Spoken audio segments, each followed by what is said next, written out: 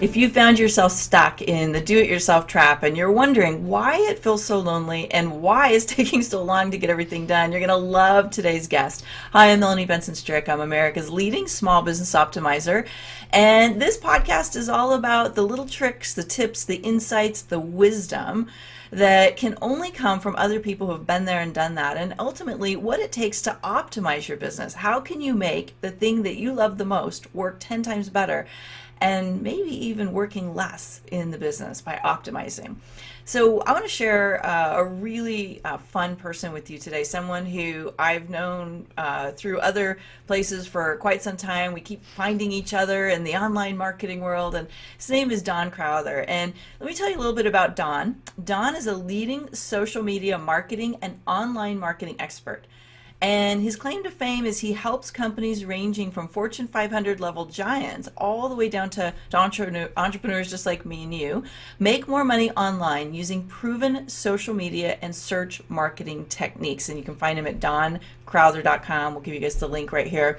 But here's why I was really excited to have Don come on, because Don was somewhat of a legend when I started working. I'm a legend. Yes, with one of the communities that brought me in. Well, no, if I told you that, Don, you might you might get a little intimidated. No, you were just this big wig name, and Don was my partner in helping me come on board with this company we worked with for a while. And I got to tell you, he was so good to me and so awesome, and we've always just had this connection ever since. It's been great to keep running into each other and connecting. And so I knew, I wanted to have Don come on because, like all of us, he's had his ups, he's had his twists, he's had his turns, and it's just always nice to hear how other people who have this really big name, this big business, this big impact they're making on people, they're just like you and I, and we can learn a lot from them. So Don, thanks for coming on today.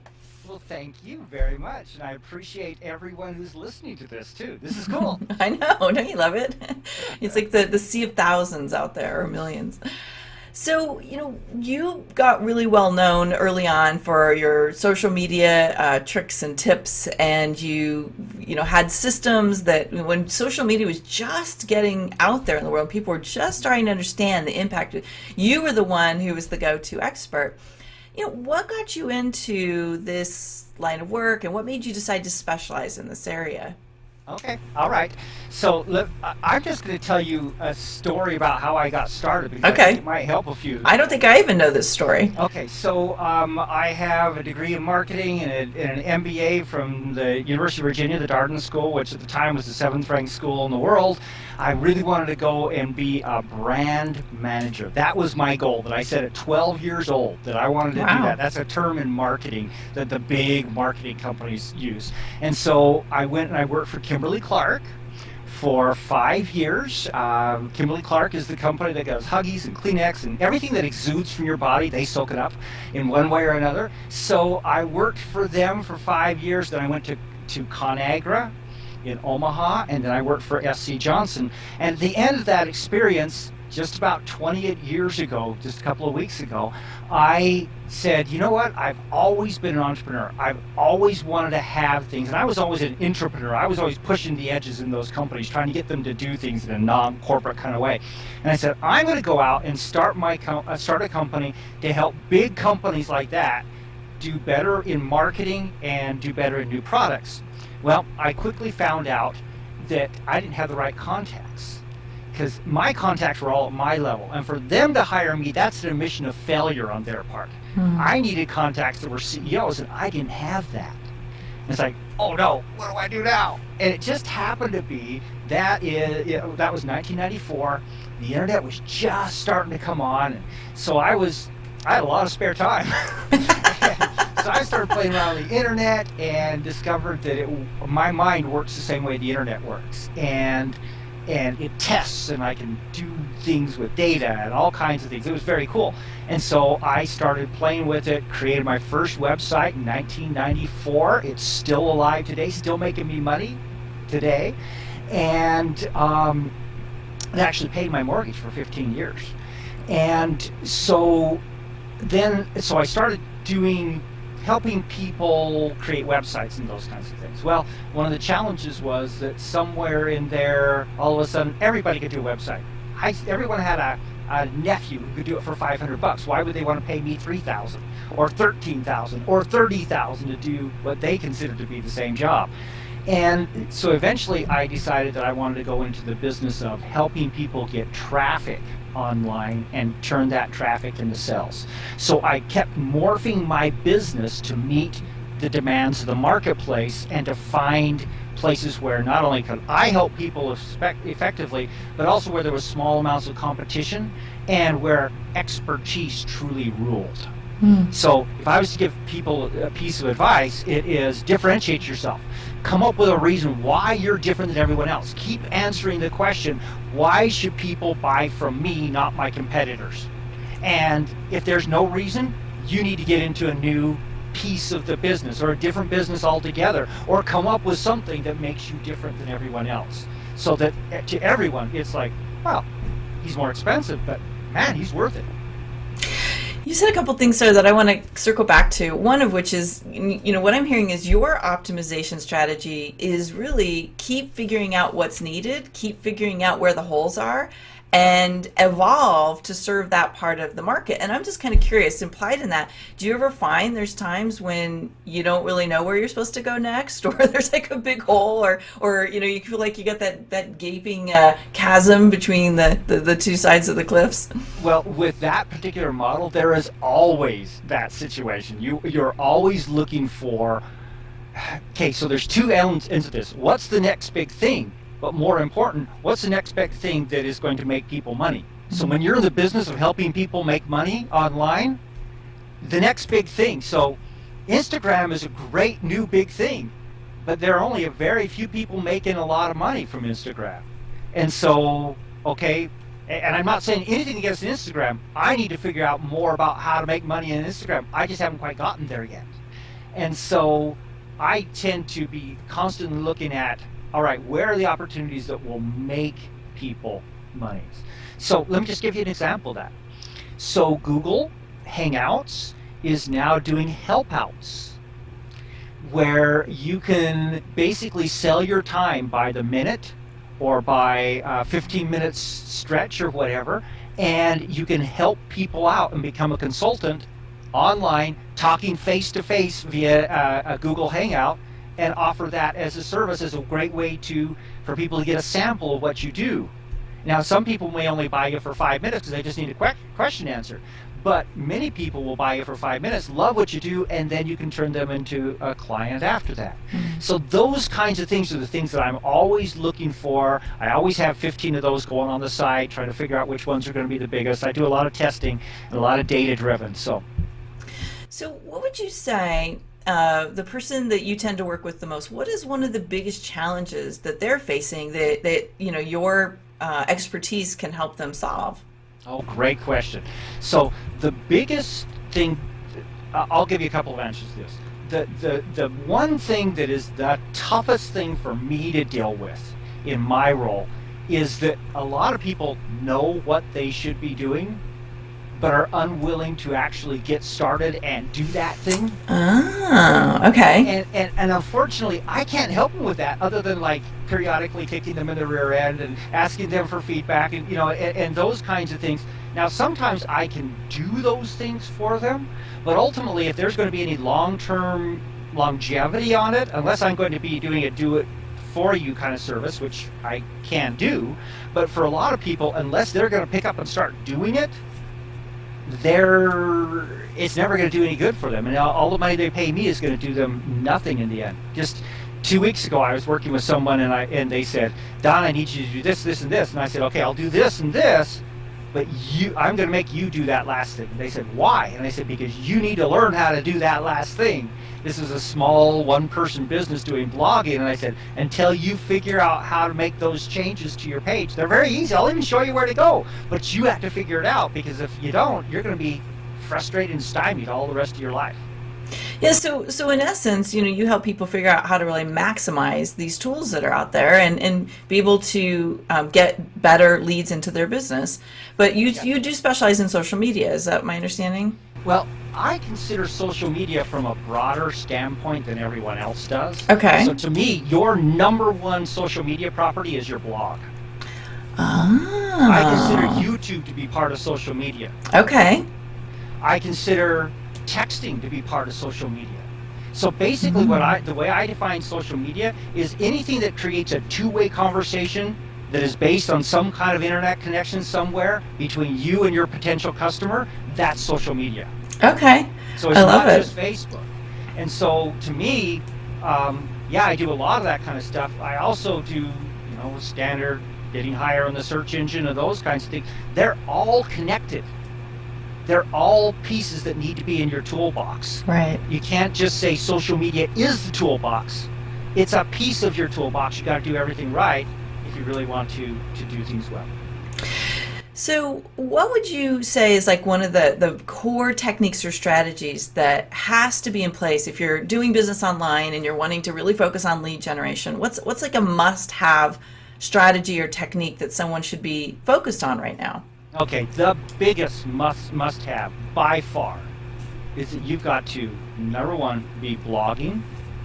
Number two, be blogging every day. And number three, on a regular basis, be putting videos and infographics onto that blog. Okay, so video and oh, you know what's funny that you said that because when I started doing this podcast, I thought I was just going to load it to iTunes, and then I realized I should be putting it on my blog too, and I Oh, didn't even yeah. realize that was a great strategy. But and we have been doing more infographics too, so that's good to know. And so, what's the value of doing those? Tell us Okay. more why that's So, important. so there's a lot of data out there that shows that number one, those who blog have more leads. Number two, those who blog at least 20 days a month have 4 times as many leads as those who blog 4 or fewer times a month. Okay, so want to quadruple your leads? All you have to do is write a good blog post once a day. Wow. Not too hard. Okay, take half an hour, whatever it takes you. What would you give to quadruple your leads? Would you give half an hour a day? I would hope so. Okay, or hire somebody else to write it for you. It doesn't matter as long as you're putting great content out there on your blog that your target audience wants to read. Now, I think it's really important here that we define what blogging means from a business standpoint. So a blog is not, hey, I took the kids to see Frozen last night. Right. That's a Facebook post. Right. It could possibly be if you, at the end of that, and as I was watching Frozen, here's this really important thing that came out that was a really important business tip, and you then take it to a business tip or whatever it is that is your area of specialty, you can tell a story, a very personal story, and switch it into a principle that teaches your people something that they need to know from a business point of view. But it's not, here's what I had for lunch. It's giving your audience, your potential audience, content that they want and need to know to achieve their goals in that area. Whether Yes, it's to make so money focused. or cook better dinners or whatever the purpose of your business is, make sure you're giving the content that does that. So think of it more like you're a publisher of a newspaper. It just happens to be you don't kill any trees, it's delivered online. I love it. That's a good distinction. So what? Let's kind of flip the corner a little bit. Go around the curtain, if you will. What what would you say as a business owner, as an entrepreneur, has been one of the biggest challenges that you personally had to deal with in the trajectory of doing business online? Okay. I've had more than one challenge during What? my career. So I'm gonna throw out something that I learned at a fairly early stage because I think it'll have the most value to your Okay. audience. So I grew up the son of a man who does everything. Okay, so he owned a publishing company, and whereas everyone else would have them printed and bound into books someplace else, we had printing presses, we had a bindery, we did everything. Okay, and so I grew up with this mindset that, hey, it's not that hard, you can do everything, so you should do everything. So I did everything. And I remember one time I hate doing accounting work. I just hate keying in the numbers and all that stuff. It's detail work, and I'm more generalist. And so I always avoided it until the last minute. And so here I am, April 10th, spending 5 days keying in every transaction that happened during the last year so that I could put together my taxes. And one day I said, why am I doing this? And I called up a friend of mine who was a bookkeeper, and I said, how much would it cost me for you to do these books? And she came back with this astoundingly low number. And it's like, really? And she says, yeah, I love doing this kind of stuff. It's like, people love doing what I hate doing? And I can get it done for me by somebody else for a very reasonable cost? And so my first outsourcing was giving my checkbook and my bank statements over to someone else, and she gave me back a QuickBooks file with my income statement and all that stuff. And it was like, hey, this is cool. And that started everything off. And I came to realize that, number one, every one of us has what I call genius work.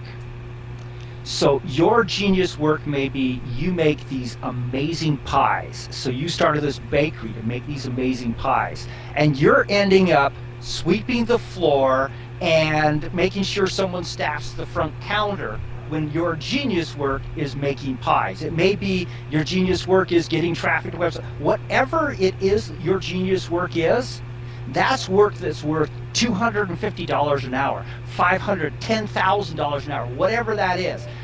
Let's just say that your genius work is worth $100 an hour. Why in the world would you ever spend an hour doing $10 an hour work? That's something that you can and should have someone else do. Would you agree even to the point that even $50 an hour work? I mean, it's sometimes $100 an hour work. It doesn't, if it's not your core expertise, if it's not giving you energy and it's not moving specific tangible goals that you personally have to do, it makes sense to get other people to do what they're a genius at, to free you up, to do the things that you can have a greater impact.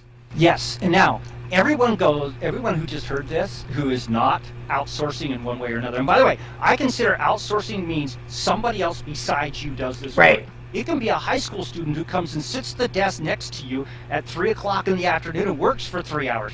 And who's technically an employee. I don't care, as long as someone else is doing it, not you. Okay, so I'm sure that those who have not done any of this are saying in their mind right now, but Don, I can't afford it. All right, so here's my question for you. Here's my statement for you. You can't afford it if you just give that 2 hours a week over to someone else and they do that, and you use that time to watch the Ellen show. Okay? You can't afford it because all you did was shifted the work off of your plate onto someone else's plate and created a cost without getting an incremental benefit from that. Mm-hmm. Here's the thing. If you give that 2 hours of work to someone else and then you spend that 2 hours doing $250 an hour work, and so you just put $500 more in your pocket during that 2 hours, you can definitely afford anything less than $500. So think about it as, I'm going to offload work onto someone else so that I can focus on my genius work, so that I can make well more of the money that they're costing me, so then I can pay for them. And then eventually you're going to get to the point where, hey, you can take half the day off on Friday, whatever it is, because you're offloaded enough work and you've got the systems in place to do it. But never fall for the argument of I can't afford it means I won't do it. Figure out a way to make it work. I don't know if you remember this, Don, but I have a saying about that, and I think it really can help people understand. Is like, first of all, anything that someone else can do better, faster, or cheaper than you, you've got to figure out how to get it off your plate. But what really worked for me, because when I hired my very first person, and I'd be curious to hear how it worked for you, but I could not afford this person. I literally couldn't justify rationally or logically why I would spend $500 a month.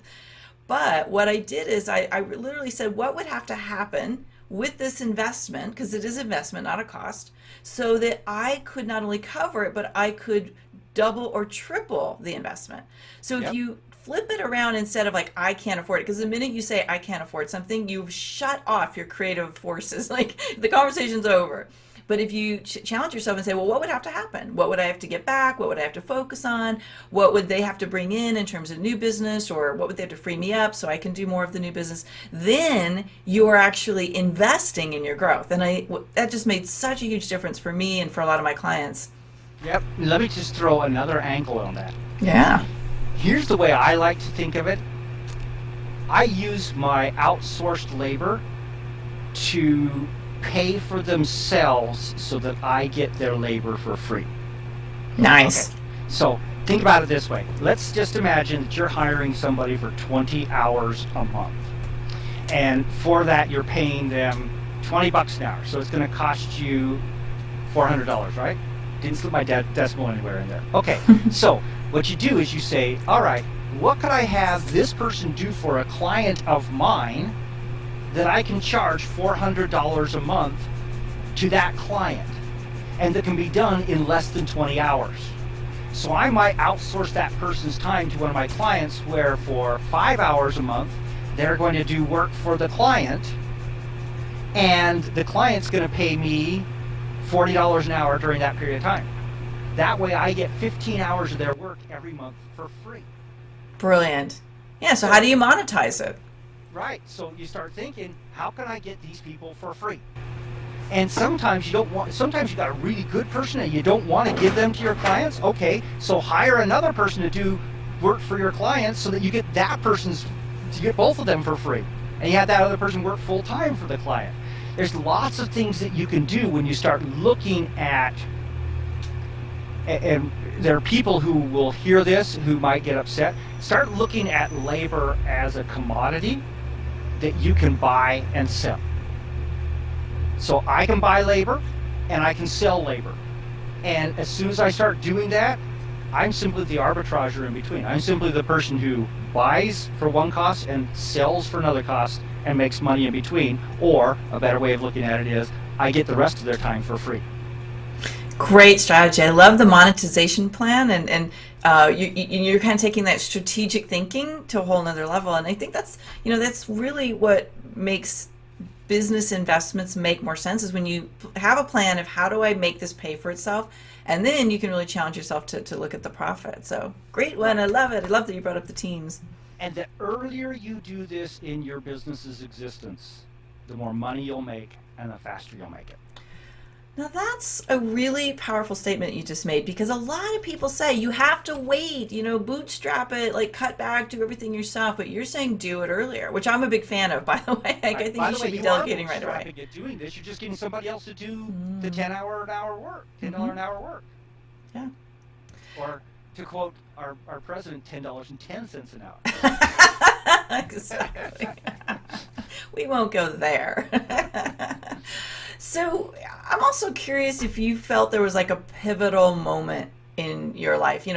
Delegating was probably one of them, but that moment when you kind of have this aha and you're like, oh my gosh, why didn't I do that sooner? Or I wish I would have known that. And it literally just changed everything for you. I think we all have one, but I'm curious what yours is. I can actually point to the day. Oh, okay. Okay. Get the calendar so out. Every year I take between Christmas and New Year's off. Mm-hmm. And all I do during that period of time is I play with my kids and I think about my business. Okay? And that's a time when I got no employee involvement. I shut down my business and all I'm doing is thinking. And I run a lot of numbers and everything. And one year, this is back in the day when I was creating websites for people. So if you would have called me on December 23rd and asked me to how much it would cost to create a website, I'd say, I'm going to give you a 30-page website. It'll cost you $3,250. Okay? Remember, they've got other options to do that same thing for $500. Okay. So I'm already a high price supplier. So I started looking at it and I realized that I had worked really, really hard. I had worked 70, 80 hour per weeks all year long, and I had made X amount of money. And that was not acceptable. I was working way too hard. I had my kids growing up and everything. I did not like this equation. And so I decided I needed to raise my prices. That was my decision. So remember, December 23rd, the price is $3,250. On January 3rd, you call me, the exact same 30-page website would cost you $13,250. I quadrupled my prices. Not 10% raise, I quadrupled my prices. And you know what? I had to spend literally 2 hours during that period of time standing in front of the mirror practicing saying $13,250 without cracking a smile, without looking down because I was ashamed, without doing anything. And part of the reason was because I knew that when I built a website for people, they made more money. And I knew that they made more money, and I knew I was worth every cent of that and a whole lot more. I had clients where I'd made them $250,000 a month for a $3,000 website. And I had other clients where I was making $1 million or more a year. And it's like, why am I only charging this amount? And so, and the other part of the rationale was, okay, with 4 times as many, with 4 times the price, I can lose 3/4 of all my clients and still make the exact same amount. And I said, what's the probability of that? It's pretty low. So I started doing it. And I was prepared to spend January and February getting no clients. And in January, of my first 4 or 5 calls, I sold 3. And it's like, okay, this is the same sales rate that I had before when it was 1/4 the price. So I continued that process, went through the end of the year. At the end of the year, I was Christmas thinking about things, pulled up my numbers, and I realized that during that period of time, I had had the exact same number of clients that I had the year before, quadrupled price, so I quadrupled how much I made. But the interesting thing was I had worked fewer hours during that time. 2 reasons. Number one, the most important reason was I got better clients. People who are willing to pay more understand that you have a life and they can't call you at 3 o'clock in the morning because they just found a typo on the page that they signed off on last week and expect you to have to drop everything at 3 o'clock in the morning and go fix their typo. And then the second thing is I was able to outsource that work, some of that work during that period of time. And so not only did I make that from that business, but I now had about 1/4 of my time that I was working on building my own business, and I wrote my first book during that period of time too. So I strongly recommend that even in the midst of a recession and tough price environment, if you differentiate yourself, significantly increase your prices. That is a great one. I love that because I've incrementally raised my rates and I've done big leaps, but never one that significant. I love that you shared that because I think a lot of people are afraid to raise their rates. They're so conditioned to think that other people won't say yes. Yeah, but the key is you got to be different than everybody else. If you're the same as everybody else, you quadruple your prices, you're going to lose your business. Right. But if you've got a differentiation, you can do everything. Well, and would you agree too that sometimes it's just being able to help the client or the prospect understand how you're the better choice? Maybe you're not all that different, but you can create a value proposition in their mind that feels different. You know, it's all about the perceived perception of the difference. Exactly, because the only thing that matters is the client's perception of your difference. Right.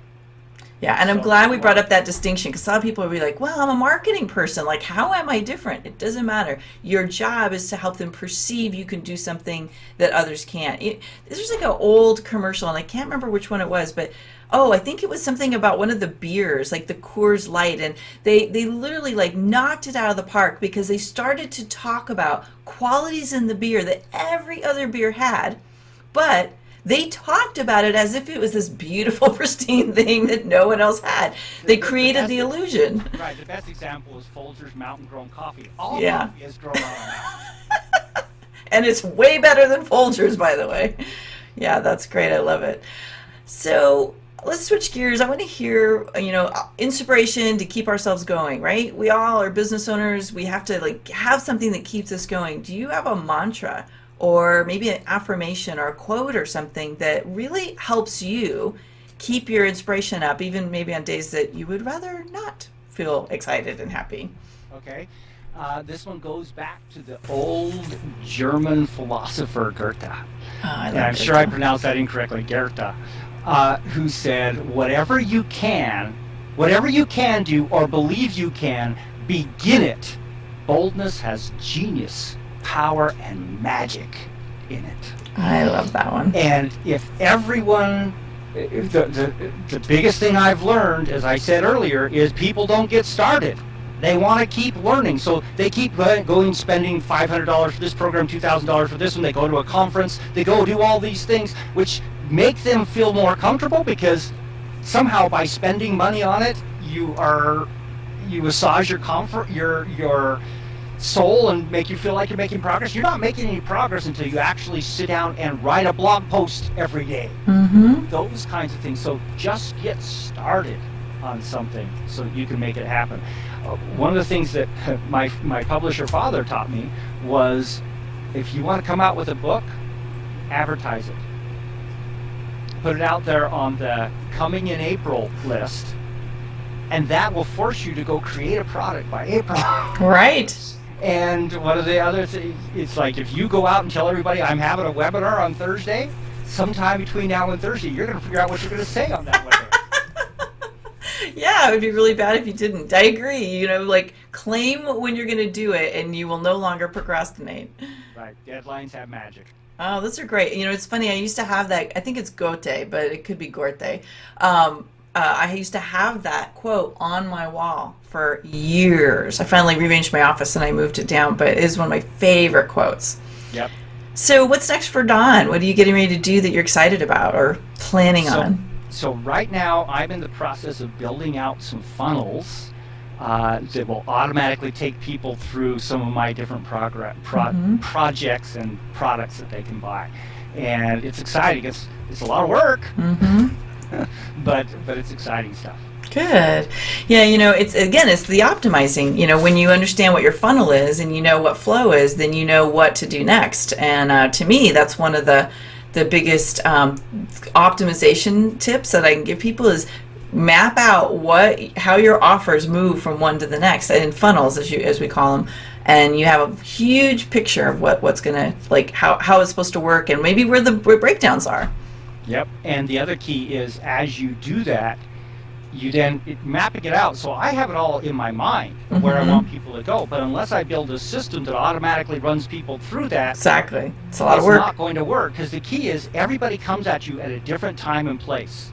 And so you need them to be able to get into it and have it automatically work. Because if you try to do everybody in lumps coming through, you've got that one lump, and that lump is going to get smaller and smaller and smaller as people opt out and as people aren't interested or go get a job or whatever it is. That group becomes smaller, so you need an automated system that takes people all the way through. Yeah, great. I love that. I've been doing that the last year, and we've been taking every one of our product lines and doing that. It is so effective. Like, I watch the emails come in with the little, like, another sale, and it's all because the funnel was automated. Yeah, and one of the key things I would suggest, there are a lot in all of your different shopping cart kinds of things.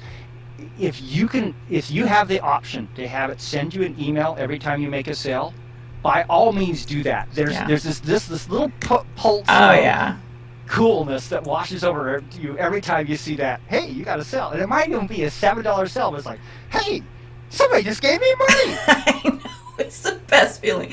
I remember I was up in the wine country a couple weeks ago with some friends, and I don't really check my email when I'm away, but something popped in. I was supposed to go look for something, so I was looking and I'm like, oh look, I just made $2,000 while I was drinking wine. It's like so nice just to kind of have that feeling. And you know, that's the power of the automation that we have in online marketing. So I love it. Absolutely. Don, anything you want to share with us before we go? The most important thing that I think I would share with everyone is to recognize that I'm going to say it my way. God blesses those who give value to the world. You can say it, there's this great universal power, whatever it is you want to say, but you will be blessed in life when you add value to the world. So I have a couple of conferences that I've gone to a couple of times where when I walk in, there's just this different vibe that's running around. It's a bunch of people saying, how can I score some quick cash in the fastest possible way? And they're talking about spamming, and they're talking about, you know, all these different things that really don't ethically sit well. I call it the grandma test. So I had two of the most amazing grandmas in the world. And I have based my entire career on I want to be able to go to my grandma's and say, here's what I do. Here's, I can outline a specific program and have them say, that's really good, Don. Now, if you had a grandma who spent most of her time in maximum security prison, you probably don't want to have that be your test. But for most of us, if our grandma would be proud of what we do and how we do it, then I believe you'll be blessed in that process. Well So think about said. that. The grandma test. You gotta have the right grandma to make it work, but I love that. Thanks, Don. So DonCrowther.com, best place to find you, right? Yes. Okay. DonCrowther. Great. Thank you so much, Don, for all your wisdom and being such a fun guest today. And it's always so much fun to share ideas with you. Well, thank you, Melanie.